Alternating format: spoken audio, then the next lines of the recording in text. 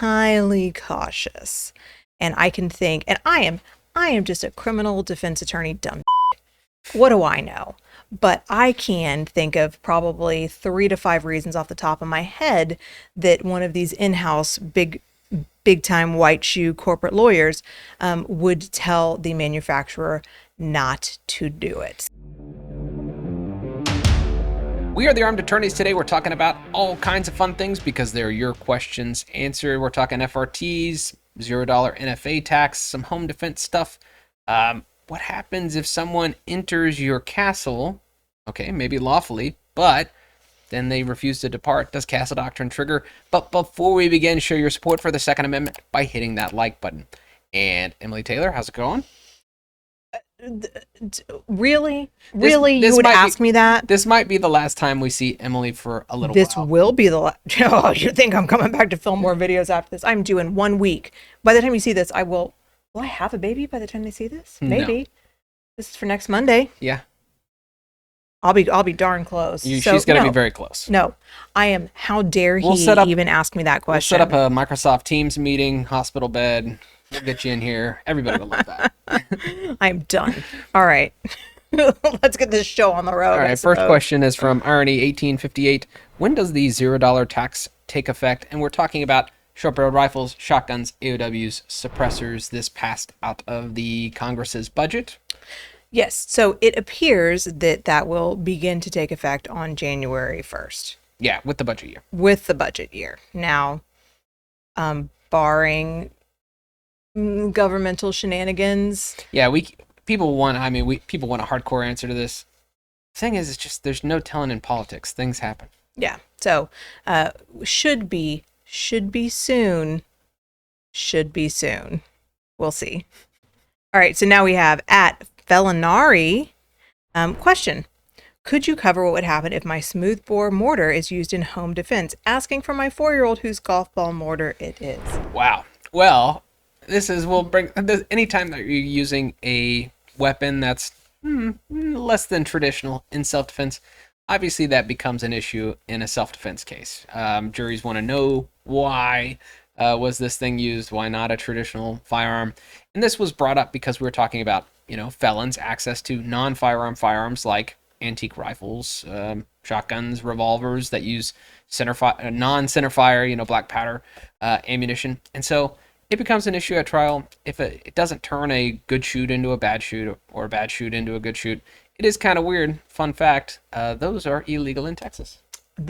That they are, just by pure mistake. And then by the time the bill got far enough that, I think it was Edwin at the time, evaluated it and said to the lobbyist he was working with at the time, which was not us, hey, did you know this makes zip guns purely illegal under all circumstances in Texas? That lobbyist said, shut the up, Edwin, because please believe, always Samir, believe me, because if you mess with it now, we're never going to get this thing across the finish line. And but sure enough, and it did other things. It didn't. But at what cost? What did we get? Well, no, that was when we got our open carry. No, this is when we had our NFA items. It used to be that it was illegal to possess. It was your defense to prosecution that you had a tax stamp. And so what we did was say it's actually 2 steps to illegality, no longer a defense to prosecution. It is only illegal if you possess the item without a tax stamp, thus depriving police officers of probable cause to even make the arrest and charge you unless they have reason to believe you do not have a tax stamp. So guess what? The ATF does not respond to law enforcement agencies when they ask for that stuff. Yes. So it was, it did very, very good work. It was very important.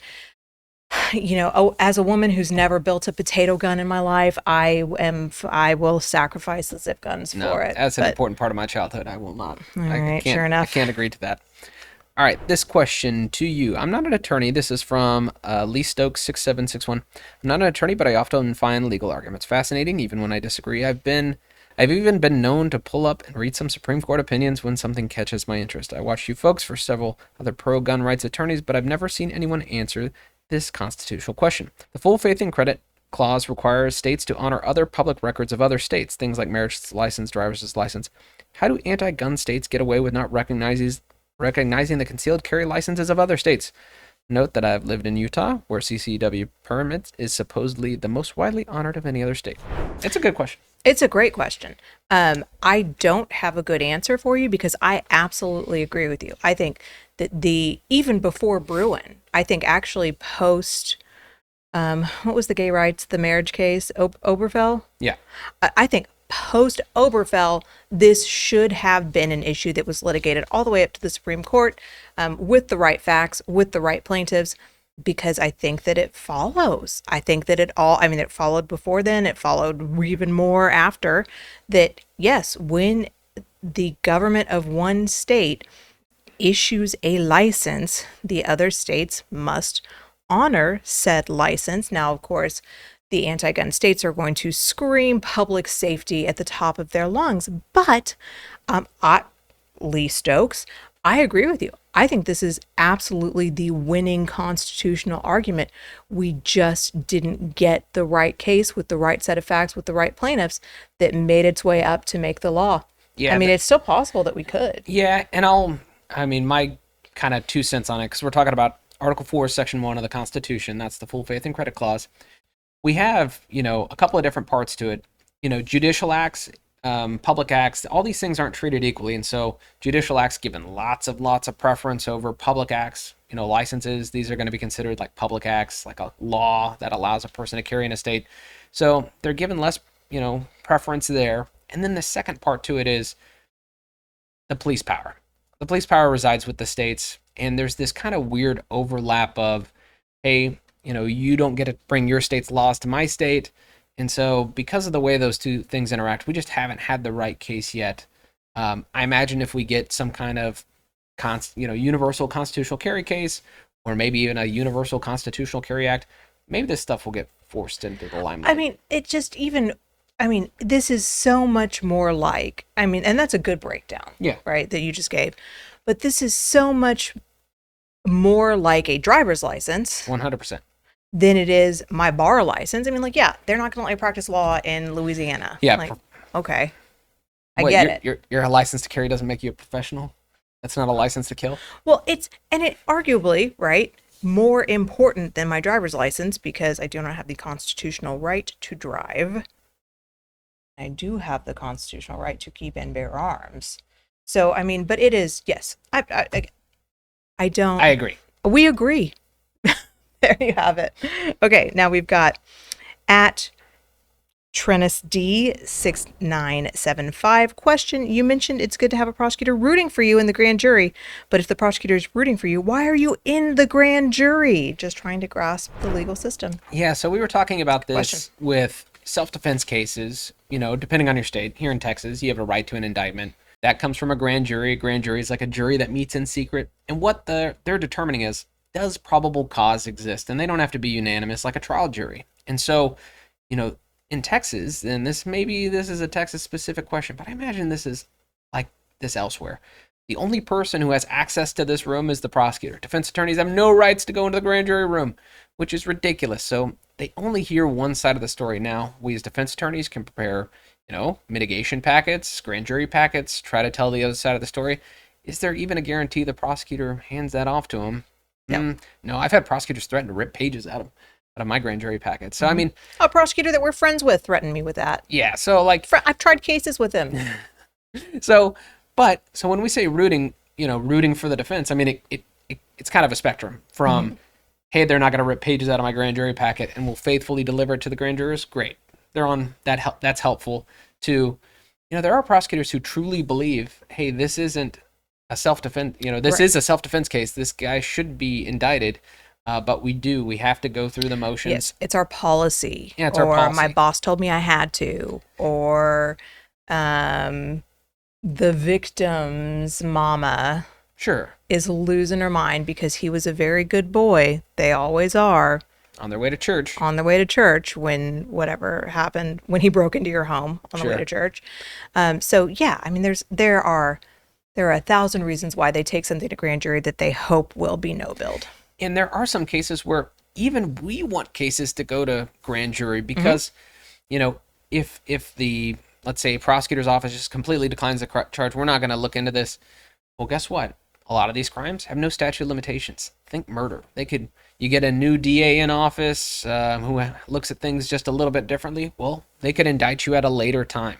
Oh, well, if you have this no bill, theoretically, unless there's new material evidence, that's really the end of the case. It gives some finality. You're not just kind of floating around waiting for things to change. So, you know, if you have a prosecutor, they agree with the self-defense theory, maybe it's something you want presented. Right. Plus, if you're in a state in which that holds any weight at all in your civil jurisprudence, right? You get sued civilly. Right. And you're trying to assert some sort of immunity to your civil liability. I mean, it's more helpful to have a no bill than it is not. Yeah. So.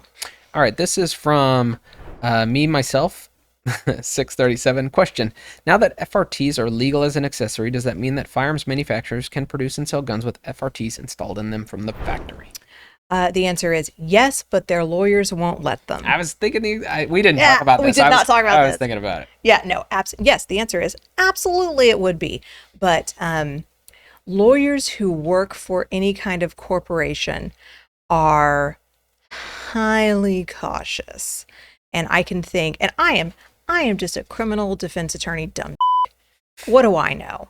But I can think of probably 3 to 5 reasons off the top of my head that one of these in-house big time white shoe corporate lawyers would tell the manufacturer not to do it. So don't expect to see it. Yeah, and so this is assuming the FRT is not regulated on your state's level. We know on the federal level, these rare breed forced reset triggers not considered machine guns, no issue there, but really does come down to, as a practical matter, will they? I don't think they will, because of the manufacturer's liability, because of malfunctions, because of all these other things. Yeah, and not just that, and the fear that someone will take up regulation. Yeah. I mean, you got all that inventory then that is just... Yeah, you don't see a lot of industries jumping into areas where, like, rules are ping-ponging. There's no stability. Yes. So I think that's a great question. Okay, we've got at Dave the Suppressed Deputy, who leaves hilarious comments for us, even when they aren't questions. Have you noticed? No, we read these. We really do read. I was going between 2 of your different questions, Dave. Yeah. So this is the one I picked. All right. So question. What about Castle Doctrine to get someone to leave your home that's already there? A person's there for whatever legal reason, but you demand they leave. Don't get a presumption in a self-defense situation if you haven't used violence during forced sleep. So, excellent question. Yeah, so what we're talking about is potentially your state has extra legal protections in sensitive places like your home, your occupied vehicle, your place of employment. Maybe you even have a presumption of reasonableness that says, we are going to presume your use of force or deadly force was reasonable and immediately necessary if it happened in one of these locations. However, there's a condition to this. Usually it has to be a forceful and unlawful entry into that location or attempting to remove you from that location is what we see, and your state's law may vary. So the scenario we have in front of us is person entered lawfully, but now they're refusing to leave. Does that trigger Castle Doctrine? After them trying to, like, kidnap you or something, the answer is probably no. You know, probably no. Now, is there enough to get the instructions submitted to the jury and argue it? Yeah, probably. Possibly. Depends on your judge. Run into another room and close the door. But yeah, they are an invitee, and then you kick them out and they refuse to leave. Probably just trespassing. It's probably just trespassing. Maybe you get an instruction submitted. Maybe, sometimes you just get, I don't want to call them dummies on your jury because they would benefit the defense in this scenario. But sometimes you get people, you can just argue them into anything. Yeah. That's great. I usually kick those people off juries. I mean, people who agree to whoever spoke last. But I'm so persuasive. I want to keep some. But you don't get to talk last. The prosecutor does. Yeah, okay. So those people, my experience, a little dangerous to have on juries. Yeah. All right, and kind of a related follow-up. This is from Stephen Randall, 9851. If you don't lock your doors and a criminal comes in without forcing entry, would you still be able to defend yourself in your home? So this, I thought, was a little bit related, so I wanted to cover it. This is similar but different. So it will depend on what your state's definition of force is. And I think there's also something that hinges a little bit upon the fact that they were never invited. So I'll tell you, in the state of Texas, force is anything that any sort of pressure exerted, any sort of normal movement to get into your home, to your castle. Let's say your door was unlocked and not closed all the way, and they just went, push it open. That's force. That's force. That is forceful entry in the state of Texas. You get Castle Doctrine. Open window. Open window? You know what? I mean, I'd argue that it wasn't open all the way and they had to open it more. Sure. Fully open window. I would never advise a client to say it was fully open. Sure. But no, I mean, yeah. So, I mean, if something is like your garage door is wide open and it's an attached garage and they just waltz on in, you're going to get the instruction. You're going to get the instruction. And then it's up to a jury to decide if that was, in fact, a Castle Doctrine violation. And there are way better arguments for it than in simply your invitee becomes a trespasser scenario we were discussing earlier. So that's a solid maybe. But I mean, the question ultimately is, would you still be able to defend your home? The answer to that is yes. Yeah, absolutely. Absolutely. Would you get Castle Doctrine presumptions? Maybe. You definitely get an instruction, and then you need a damn good lawyer to just argue the hell out of it. Yeah, but these we've gathered all these questions from the comment section, so make sure if you have a question to leave it in the comment section. But we hope you enjoyed this discussion. If you did, consider subscribing, hitting that like button, and help us fight the anti-2A algorithm by sharing this video. And if you have questions you want us to answer in an episode, either one of these or a live, leave it in the comments here. This is the first place we look for questions for next week's episode. Not for me. I'll see y'all in a couple months. Ask Edwin, Walker, and Richard. Until next time, we're the Arms Attorneys.